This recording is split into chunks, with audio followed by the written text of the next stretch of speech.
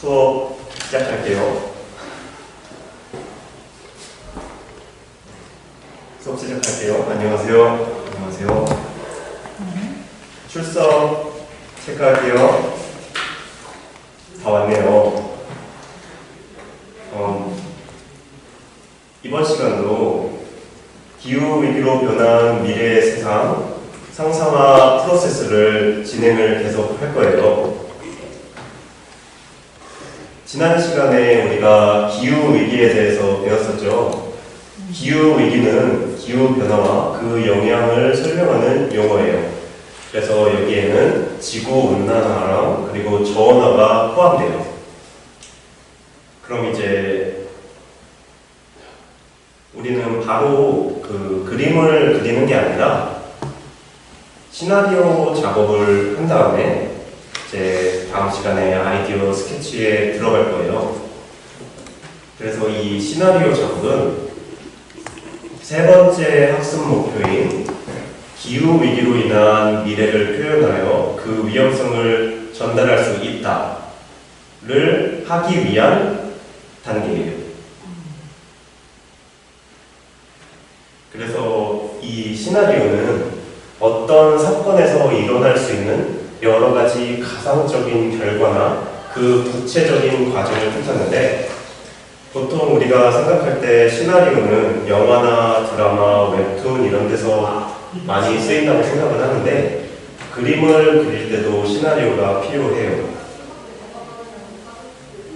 예를 들면 우리가 이제 그릴 상상화인데 시나리오 없이 상상화를 그리게 되면 그 마구잡이로 막 그리게 될 가능성이 있어요. 생뚱맞게 눈이 오고 근데 반대편에서 갑자기 불이 나고 이런 식으로 막 생뚱맞게 그릴 수도 있고 환경에 맞지 않는 상상화가 나올 수도 있어요.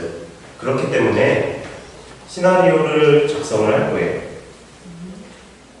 그런데 이 시나리오도 그냥 막 쓰는 게 아니라 구체화하기 위해서 필요한 게 있어요. 구체화하기 위해서 필요한 게 사이트,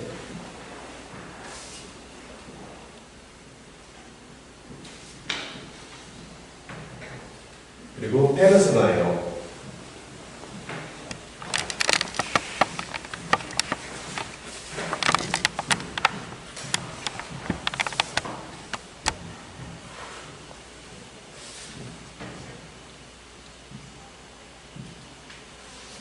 사이트는 말 그대로 장소를 의미하고요. 그리고 페르소나는 스페인어인데 그 장소에 어울리는 사람 혹은 사람이 아닌 그 생물체를 뜻한다고 보면 돼요.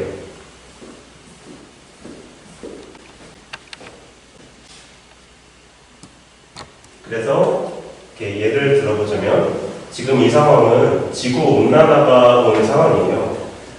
그리고 사이트는 이제 평야랑 숲이라고 보면 돼요.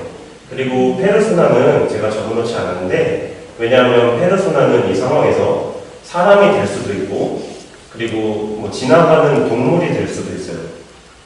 아니면 뭐 곤충도 괜찮고요. 그리고 이 상황은 이제 지구 저온화가 오는 현상인데, 여기서 사이트는 이제 자유의 여신상이 있는 뉴욕이고 또 철도가 있는 기차를 사이트로 볼 수 있어요. 그리고 역시 페르소나는 지금 이 상황에서 사람이 살 수 있을 것 같진 않죠. 하지만 사람을 페르소나로 해도 되고, 아니면 이 구도를 봤을 때 뭐 비행기에 있는 사람을 페르소나로도 볼 수 있고, 아니면 지구를 방문한 외계인을 페르소나로 볼 수도 있겠죠.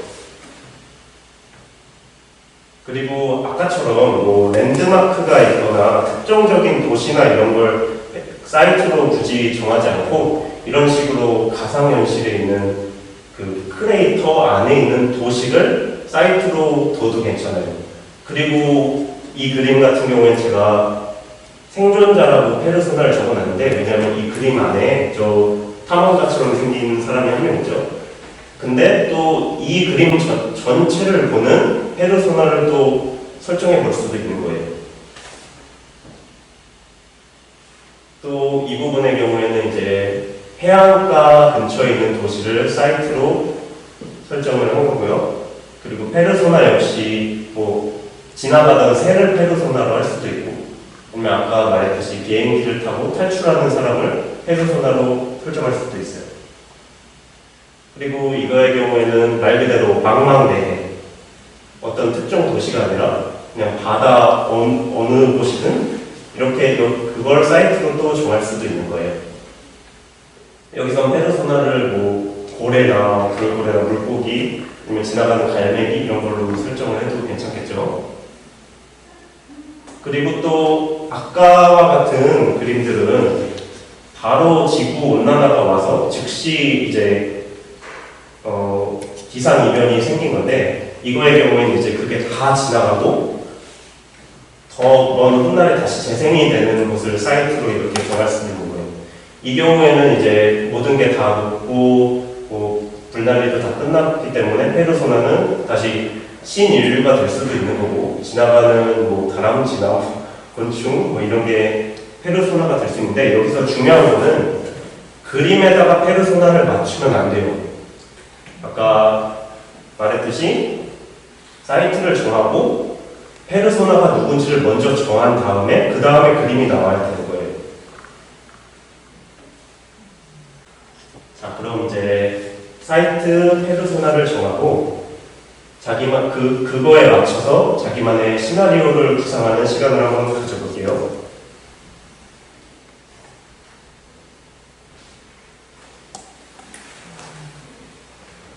다 했나요?